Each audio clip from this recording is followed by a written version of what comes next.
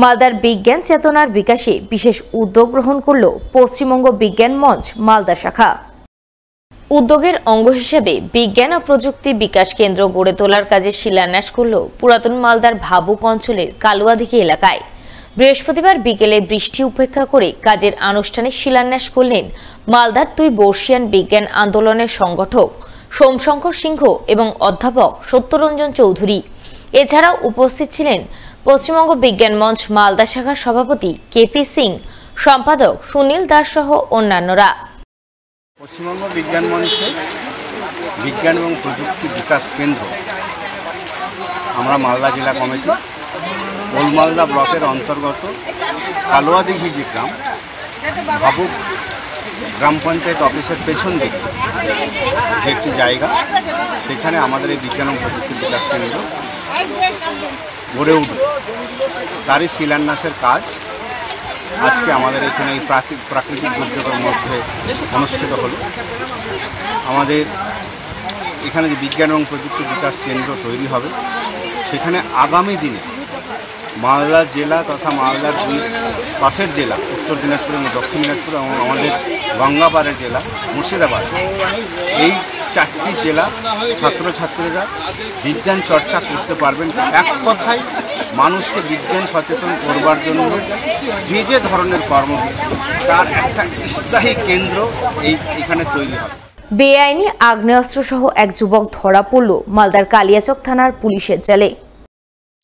Police সূত্রে জানা গেছে, ধৃত যুবকের নাম শুভানী শেখ, বাড়ি কালিয়াচকের শিলামপুর মিয়াপাড়া এলাকায়। শুক্রবার ভোররাতে বিশেষ সূত্রে খবর পেয়ে কালিয়াচক থানার পুলিশ তাকে ওই এলাকা থেকে গ্রেপ্তার করে। ধৃতের হেফাজত থেকে উদ্ধার হয় একটি পাইপ গান। ধৃত যুবক কোথা থেকে বেআইনি আগ্নেয়াস্ত্র পেল, কি উদ্দেশ্যে নিজের কাছে আগ্নেয়াস্ত্র রেখেছিল ইত্যাদি নানান বিষয় খতিয়ে দেখতে পুলিশ তদন্ত শুরু করেছে বলে জানা গেছে।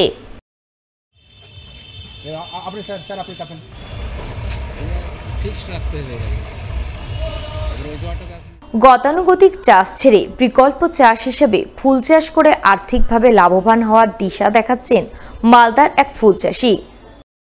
তার নাম নকুল চন্দ্র মণ্ডল, বাড়ি কালিয়াচক 2 নম্বর ব্লকের মোথাবাড়ি এলাকায়। তিনি প্রায় 15 বছর ধরে ফুল চাষের সঙ্গে যুক্ত। এতদিন গাঁদা, জবা ইত্যাদি ফুল চাষ করে এসেছেন, তবে ইদানিং শুরু করেছেন রজনীগন্ধা ফুলের চাষ। রানাঘাট থেকে রজনীগন্ধার চারা কিনে এনে নিজের প্রায় 1 বিঘা জমিতে সেই চারা রোপণ করেছেন গত বৈশাখ মাসে। বর্তমানে যথেষ্টই বড় হয়েছে সেই চারা এবং কিছু কিছু ফুল ধরতেও শুরু করেছে। ফুল চাষী নকুল চন্দ্র মণ্ডল জানালেন, 1 বিঘা জমিতে রজনীগন্ধার চাষ করতে 10,000 টাকার মতো খরচ হয়েছে। ইতিমধ্যে খরচের টাকা উঠতে শুরু করেছে। যে সমস্ত ফুল আসছে তা স্থানীয় বাজারে বিক্রি করছেন।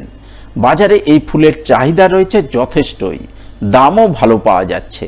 তাই আশা করছেন রজনীগন্ধার চাষ করে আর্থিকভাবে অনেকটাই লাভবান হবেন। পদ্ধতিটা হচ্ছে, প্রথমত মাটি আগে সংশোধন করতে হয়। সংশোধন চুন দিয়ে ফুরারন কিছুদিন পর এবার চাষ করে কমপক্ষে 15 থেকে 1 মাস থামতে হয়।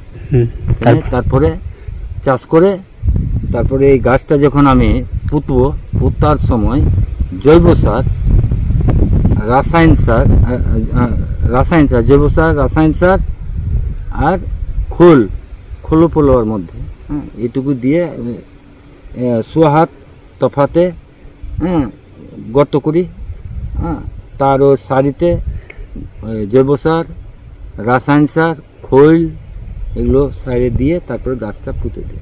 এটা গাছ লাগিয়েছি বৈশাখের আড়াহাতে, ফুল স্যার 3-4 মাসের মধ্যে চলে আসে। এটা প্রায় 1 বিঘার উপরে হবে স্যার।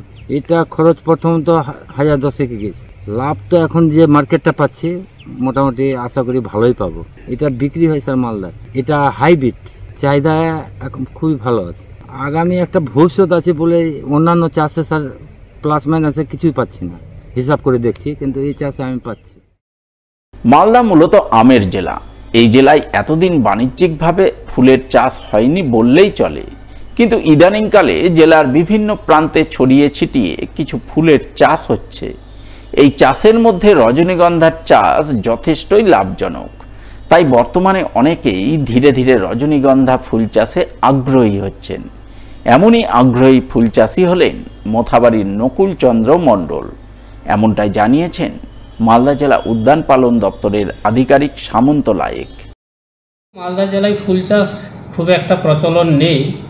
ইদানিং দেখা যাচ্ছে যে ছড়িয়ে ছিটিয়ে এই কালিয়াচক 2, ইংলিশ বাজার, ওল্ড মালদা, যেটা টাউন ঘেঁষা যে সকল ব্লকগুলো রয়েছে সেই জায়গায় কিন্তু ফুলের চাহিদা উত্তরোত্তর বৃদ্ধি পাচ্ছে। তো রজনীগন্ধা ফুলের চাষ রিসেন্টলি 2-1টি জায়গায় কিন্তু চাষ শুরু হয়েছে এবং এর চাহিদা খুবই ভালো। এই কারণেই ভালো যে রজনীগন্ধার ফুলগুলোকে ছোট ছোট বিভাজন করেও সেটা লুজ ফুল হিসাবেও বিক্রি করা যায়, আবার স্টিক হিসাবেও বিক্রি করা যায়। আর তার সাথে সাথে যে তার বাল্ব বা কন্দটা, এটাও কিন্তু বীজ হিসাবে সে বাণিজ্যিকভাবে কিন্তু বিক্রি করে অর্থ উপার্জন করতে পারে।